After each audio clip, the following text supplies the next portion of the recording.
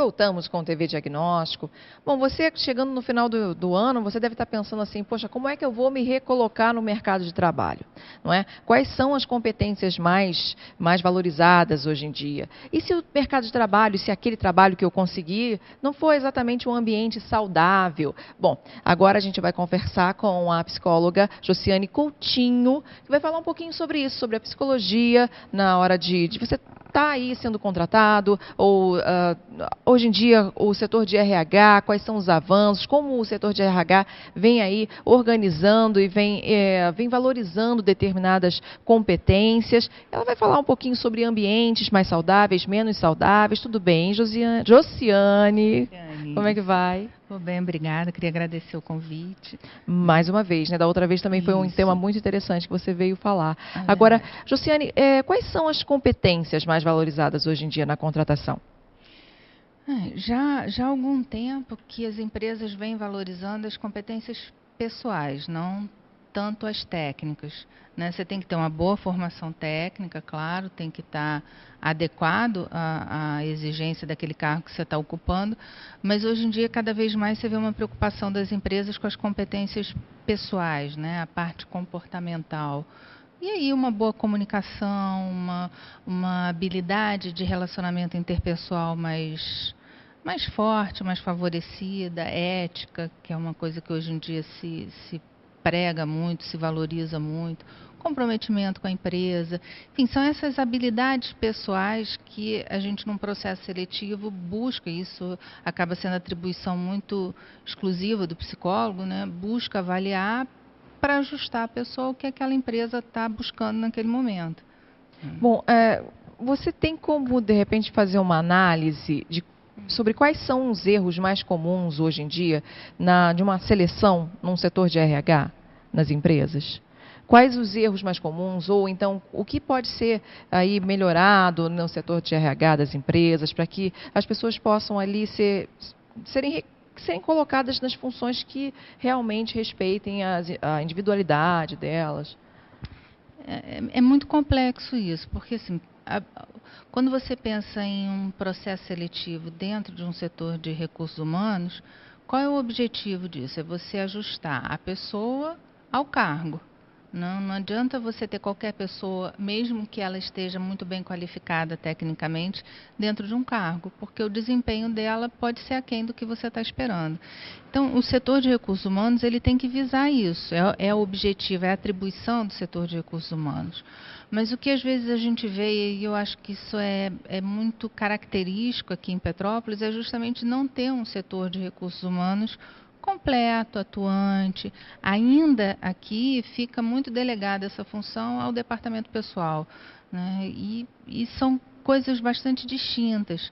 Então, quando se pensa em recursos humanos, a gente tem um modelo de uma grande empresa, né? Você pensa como funciona uma grande empresa, que você tem lá o setor de recursos humanos, você tem um gestor ali, você tem um psicólogo, muitas vezes você tem um pedagogo fazendo parte da equipe, e aí você consegue cuidar daquelas pessoas que estão trabalhando. Eu acho que esse tem sido o maior pensamento. Né, ter um cuidado com as pessoas que estão trabalhando, porque já está comprovado, e não é porque ninguém é bonzinho, é que quando a pessoa está bem, está saudável, ela vai produzir mais. Né? Em um ambiente de trabalho saudável. Sim, também. Então, né? O setor de recursos humanos ele acaba tendo essa visão. Mas eu acho que muito característica aqui da nossa cidade, quais são as empresas que têm um setor de recursos humanos assim, bonitinho como a gente está colocando aqui? São pouquíssimas, né? Então, se você não tem pessoas qualificadas e essa visão, a possibilidade de você errar e de não conseguir construir esse ambiente de trabalho e ter essa produtividade, porque o empresário ele busca produtividade, ninguém está ali fazendo filantropia, isso é óbvio, né? Ele tem uma empresa, ele precisa que as pessoas que estão ali produzam, porque senão essas próprias pessoas correm risco de não ter seus empregos garantidos, né? Então o empresário está com essa visão, mas você precisa ter esse cuidado com as pessoas, porque senão o seu objetivo no final das contas vai acabar ficando prejudicado. E aí, no caso de uma pessoa que está precisando aí recolocar um funcionário, não é? Ela precisa mudar aí a função do funcionário, do empregado dela. Que tipo de critério que ela pode se basear para fazer essa recolocação? Acho que o ponto que serve tanto para a seleção quanto para a recolocação é você ter uma definição do cargo muito bem descrita, né? Você precisa saber quais são as atribuições daquele cargo e quais as competências que a pessoa precisa ter para aquele cargo. Vamos botar um exemplo simples, um setor de recepção, por exemplo. Você precisa de uma pessoa comunicativa. Né? Não adianta você ter uma pessoa que fale bem o português, que tenha uma boa redação, que vá atender bem o telefone, que conheça da tua empresa e preste informações fidedignas, né, do que a pessoa oriente bem o que a pessoa está buscando, mas se ela não conseguir se relacionar. Então, você tem que saber quais são as competências para aquele cargo. Né? Esse é o primeiro ponto. Aí você tem, vamos pegar esse exemplo, você tem uma recepcionista que é muito competente. Né? Ela cumpre muito bem com as atribuições dela, é extremamente sociável, conhece do setor, conhece da empresa, e aí você pensa em promovê-la para a gerência. Né? Vai gerenciar aquele setor da recepção. Será que ela tem essa capacidade de gestão de pessoas? Ela pode ser muito bem qualificada para aquela função, mas pode não conseguir ter uma boa gerência sobre os colegas de trabalho. Né? Será que ela vai, às vezes é uma pessoa que já está há muito tempo na empresa, vai ter uma relação de amizade e não vai conseguir tomar determinadas decisões que às vezes são mais duras para quem está numa posição de gerência? Né? Então você tem que definir muito bem qual é o cargo, o que você espera da pessoa e daí avaliar se aquela pessoa vai conseguir atingir aquele objetivo. Porque se você recoloca a pessoa, seja numa promoção, ou seja num setor diferente, muitas vezes não tem volta. Né? Então, você tem que fazer uma boa gestão de carreira e tem esse pensamento de gestão de carreira.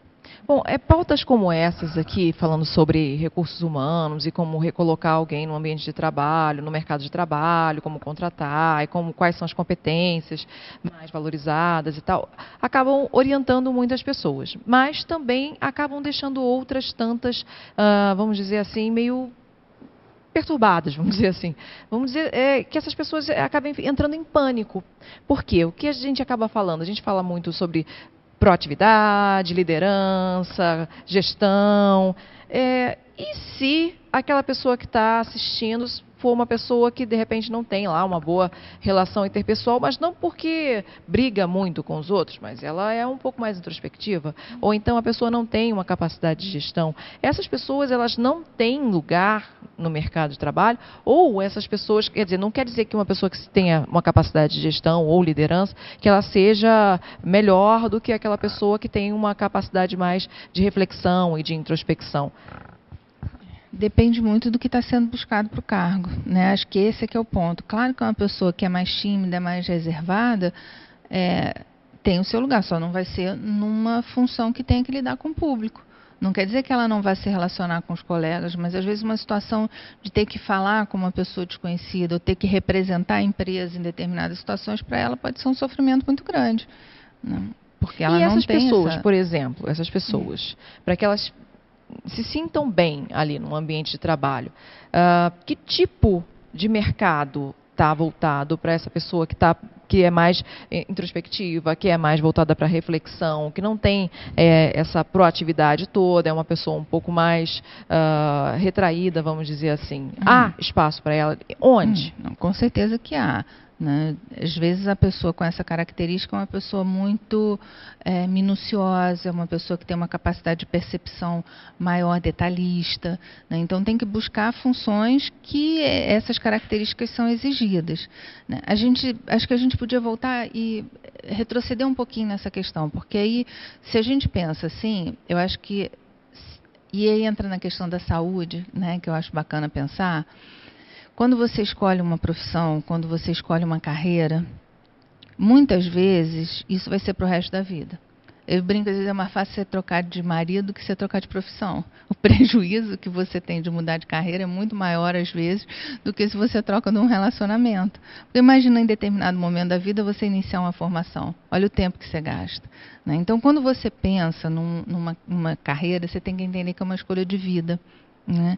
Então, tem que ter um conhecimento seu do que você gosta de fazer, de quais são as suas habilidades, né? E aí respeitar esse limite, porque senão a gente pensa, só vai ser feliz então quem vai ser gerente ou quem vai ser o cara bem-sucedido. O que é a pessoa bem-sucedida quando você pensa numa carreira? Será que é aquele que está lá no topo? Para um gerente, quantos outros funcionários, quantos outros colaboradores você tem na empresa? E aí, se a referência é o gerente, os demais pobres mortais estão condenados à infelicidade numa carreira? Não, né? Eu acho que aí realmente a gente tem que ter um conhecimento próprio, né, do que a gente quer, de onde a gente quer chegar e do que nos faz feliz. Quando você está participando de um processo seletivo em que se tem esse conceito de proatividade, de empreendedorismo, né, do que a pessoa tem que ser, né, tem que ser aquela pessoa articulada, e a pessoa não é nada disso, né, não tem essas características. Você não tem padrão, isso eu acho que é um outro pensamento. Quando você vai fazer um processo seletivo, quando a pessoa vai participar de um processo seletivo, ela não sabe o que a empresa está buscando. Então não adianta ela querer se enquadrar num padrão pré-determinado, que pode não ser aquilo. A empresa pode estar buscando uma outra coisa completamente diferente, né? Quando você tem que conhecer o ambiente da empresa também, para tentar ajustar a pessoa àquele ambiente. Para a né? pessoa saber também se aquele ambiente é favorável eu falo isso. à forma, né, à personalidade dela. Isso é interessante, porque não é... O processo seletivo não é só a empresa que escolhe o candidato também tem que estar escolhendo a empresa. Apesar de ter aí um nível de desemprego grande, as pessoas acabam não tendo muita possibilidade de selecionar. De escolha, ou de escolha. Assim, hoje em dia o mercado ele é realmente ingrato. Quando você vai fazer um processo seletivo, muitas vezes você não encontra no mercado as pessoas que você precisa, né, com as características que você gostaria. Às vezes é difícil você encontrar isso. Mas a pessoa que também está desempregada e quer se colocar no mercado, ela não pode aceitar qualquer coisa, ela não pode pegar qualquer trabalho, porque aquilo vai virar fonte de sofrimento. Né? Então a gente tem que ter, eu acho que para se recolocar, uma pessoa, né, que está procurando uma vaga, ela tem que procurar desenvolver nela uma boa capacidade de adaptação. Isso eu acho que serve para tudo. Né, do ser humano isso, Darwin falava isso, né? Quem se adapta melhor tem mais condições de sobreviver, isso serve para tudo na vida da gente e para uma recolocação eu acho que está no topo da lista. Bom, a gente vai para o intervalinho comercial e vai continuar conversando aqui com a psicóloga Josiane Coutinho sobre saúde no trabalho, sobre psicologia na hora de contratar e muitas outras informações. Voltamos já.